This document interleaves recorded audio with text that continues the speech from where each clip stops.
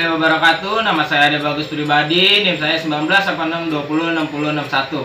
Di sini saya dari kelas 3H Prodi PGSD Fakultas Keguruan Ilmu dan Pendidikan. Dan di sini saya akan menjelaskan atau mempraktekkan tentang pengaruh deterjen terhadap perkecambahan. Dan di sini saya akan memberitahu bahan-bahan yang akan saya gunakan untuk melakukan uji praktikum terhadap perkecambahan. Yang pertama itu ada kapas, ada aluminium foil, ada kacang hijau, ada penggaris milimeter, ada deterjen, dan ada air ledeng. Dan ada beberapa gelas plastik yang sudah saya beri label. Ukurannya ini 600 ml. Dan di sini kita membutuhkan air ledeng hanya 1000 ml. Lalu untuk mengujinya kita masukkan deterjen ke botol yang sudah kita siapkan dengan label 100%.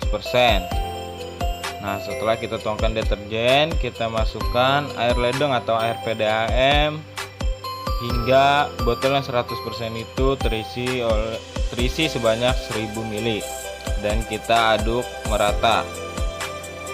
Lalu setelah kita aduk, kita bagi dua yang botol 100% dengan botol yang sudah kita siapkan dengan takaran 500 ml.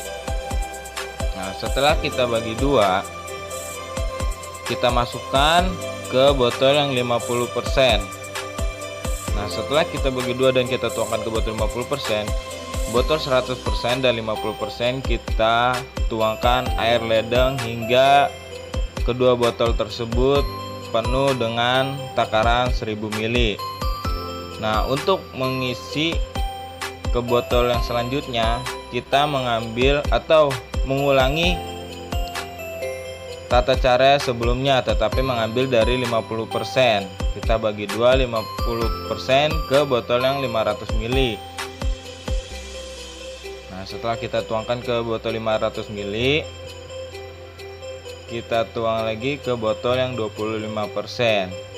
Nah, begitu selanjutnya ke botol 12,50%, 6,25%, dan seterusnya sampai air ledeng.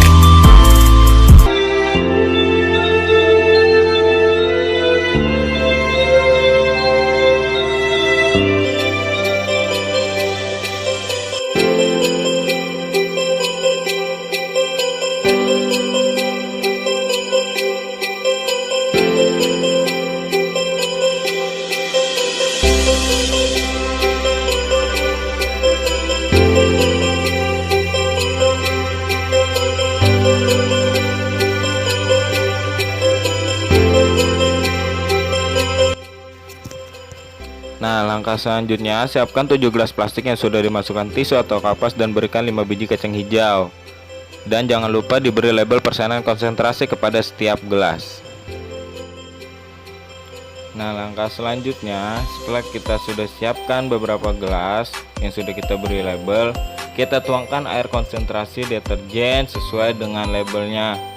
Berarti yang 100% ke gelas yang 100%, sampai kapas itu benar-benar basah.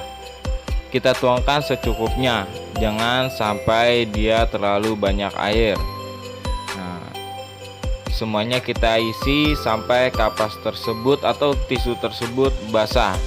Ke botol 100%, 50%, 25%, 12,50%, 6,25%, 3,10%, dan ke air ledeng atau air PDAM.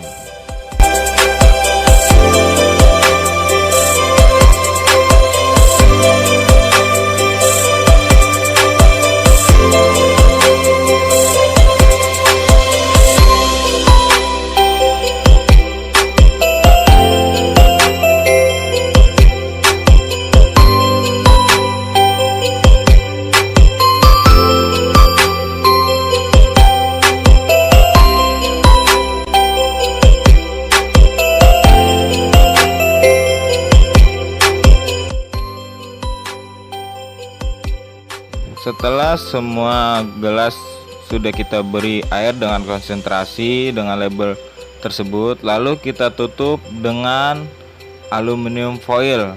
Semua gelas yang sudah kita isi dengan air deterjen dan yang terakhir air PDAM, semuanya kita tutup rapat dengan menggunakan aluminium foil.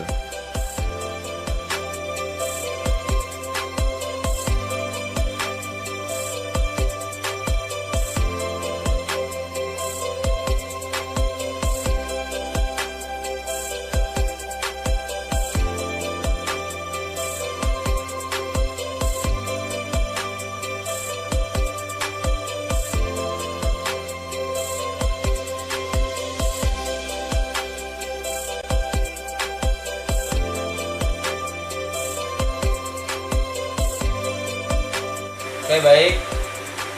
Di sini saya akan menyimpulkan dari uji praktik ini yang telah saya buat setelah 2 hari ini.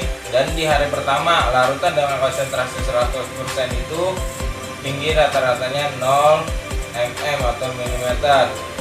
Dan di sini ada larutan dengan konsentrasi 50% di hari pertama 0,0 mm.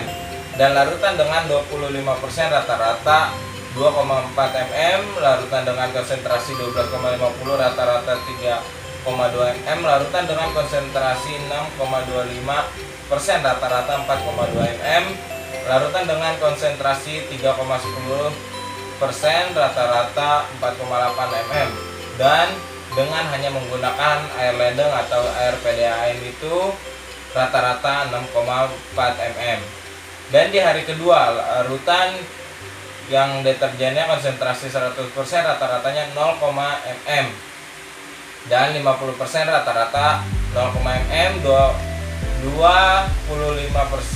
rata-rata 3,6 mm, 12,50 rata-rata 4,2 mm, dan 6,25% rata-rata 5,6 mm, larutan dengan konsentrasi 3,10% rata-rata 6 mm, dan dengan hanya menggunakan air ledeng atau PDAM itu rata-ratanya 8,8 mm. Dan kesimpulannya di sini saya bisa menyimpulkan bahwa konsentrasi atau yang mengandung deterjen 100% dan 50% itu untuk pertumbuhan perkecambahan atau kacang hijau tidak baik atau pertumbuhannya sangat kurang efektif.